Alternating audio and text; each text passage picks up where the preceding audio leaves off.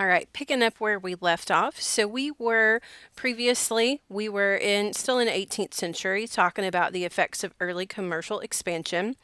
And then moving forward, so we're getting towards the mid 1800s here in the 18th century. We're still printing by hand. So before lithography, commercial lithography, labels and wrappers, they were printed by hand with wooden presses on handmade paper. So again, although we have certain technologies like the Gutenberg press and other paper making devices, although we do have those, we're still having to operate those by hand. So they're not mechanized, they're not self-propelled. So everything you guys are seeing to this point, have been made by hand. So mid 1800s, multicolored designs could be reproduced in large quantities. So think of printmaking, right? Think of laying each layer of color. If you're doing if you're doing a relief block, so this is very similar. The wood blocks multiple colors, multiple layers.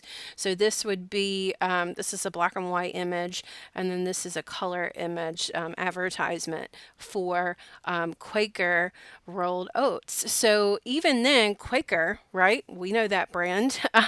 Quaker's been around for a while, and thinking about especially now since we think of in our culture, brands that are represented like Uncle Ben, Aunt Jemima, those historical characters.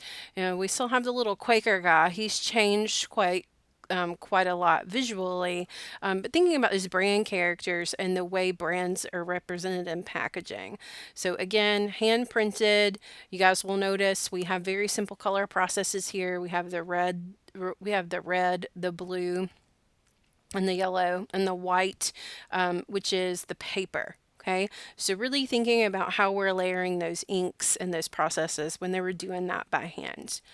Okay, continuing that printing by hand, we see things like wallpaper print techniques influence the design of labels, boxes, and tins so we could get more intricate patterns and designs. And then we start to see trademark products were established. So again, we started with the coat of arms, and then now we're really digging into the beginning of brands and identities. So, the coat of arms was kind of the beginning of that logo, signifying, hey, this came from one place and this other product came from here. 18th century when we were able to start getting more intricate with the design of the actual packages and labels, that's when we really start to see people really starting to differentiate their brand and their product. And then we jump to the 19th century. So, Industrial Revolution, obviously, lots of changes brought about then. There was a large shift from rural to urban life. So, people started moving into the cities. Before now, commercial products were considered luxuries, right? And they were for upper class customers. So, with the advent of new technology and machinery, so here we are, we're getting mechanized.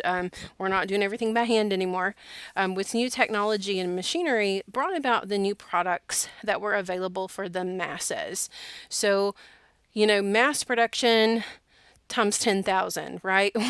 We're able to, because we have those auto processes and machines doing the work for us, we can mass produce, and that obviously brings down the cost of those products. Okay, and to your left here is just an example of a label.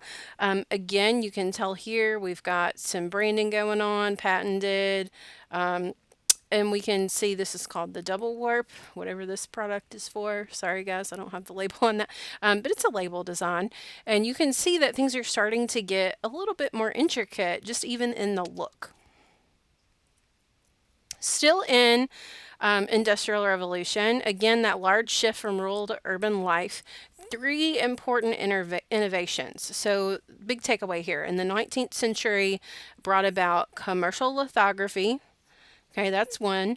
Invention of the paper making machine, that's number two, and the development of American packaging. So we're bringing these processes and technologies to America, and we're able to mass produce and lower the cost. So, still continuing with mass production in the 19th century, you'll notice again visually things are changing. We have new production and distribution methods. And also during this time, this changed how food was integrated into people's lives. So, there was no frozen things at the store yet. In 1899, we see the invention of wax seal packaging, which gave manufacturers the ability to distribute fresh, perishable goods. So, flour and meat were readily available. Shelf stable food products were also developed. So, we're actually seeing you're able to go to the market now and get products that are packaged that normally, people could only keep for like 1 or 2 days. But now we're able to suspend the life of a product a little bit more.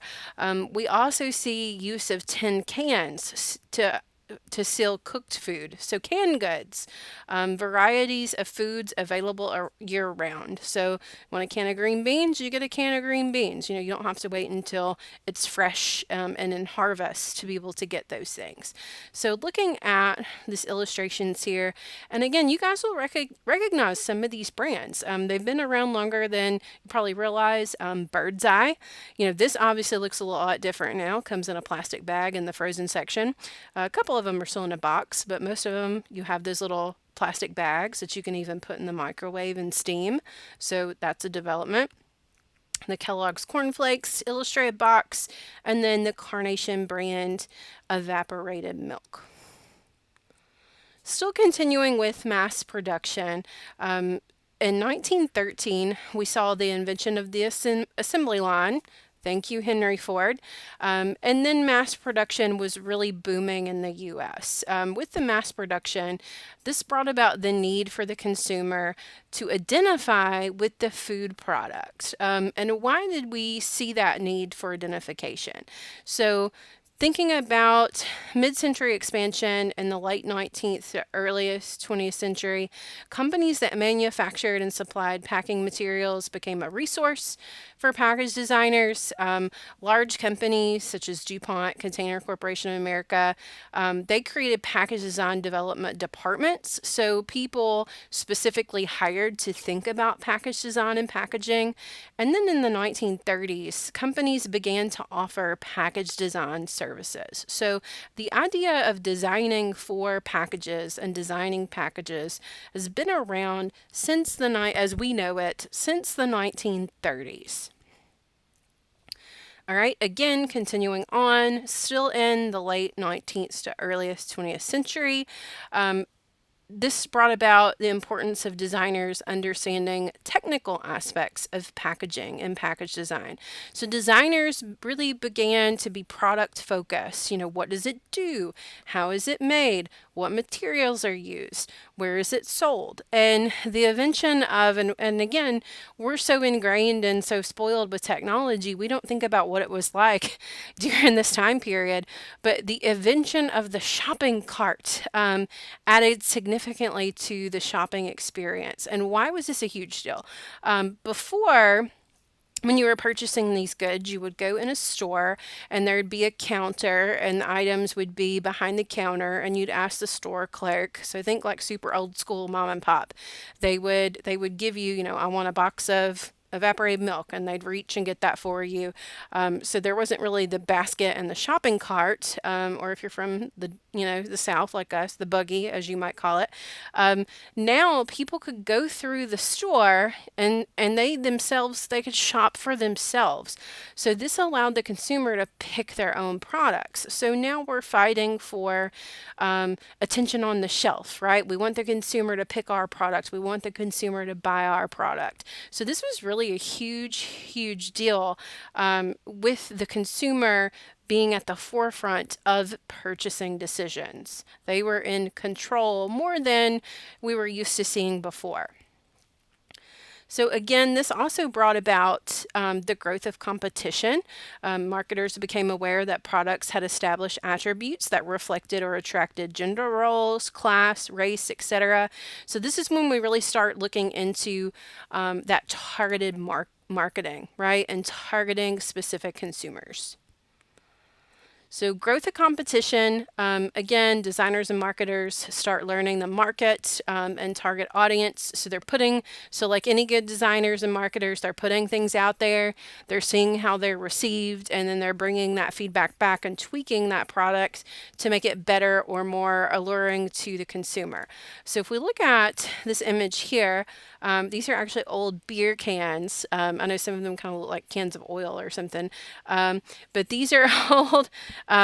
These are old beer cans, and one thing that they started to notice is that these ornate, intricate designs, although they were really nice and pretty, they didn't appeal to the average beer drinker, which at this time was they were more than likely men, as much as more masculine imagery and designs. So again, this is back in the day, you guys. So it was very much beer was, a man's drink, and people were, a man's man.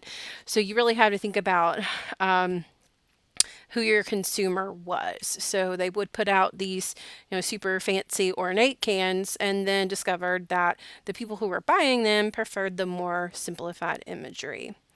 Okay, and then we get to the Fair Packaging Label Act, and I'm going to divide this up into one more segment because my computer's about to die. I need to charge it.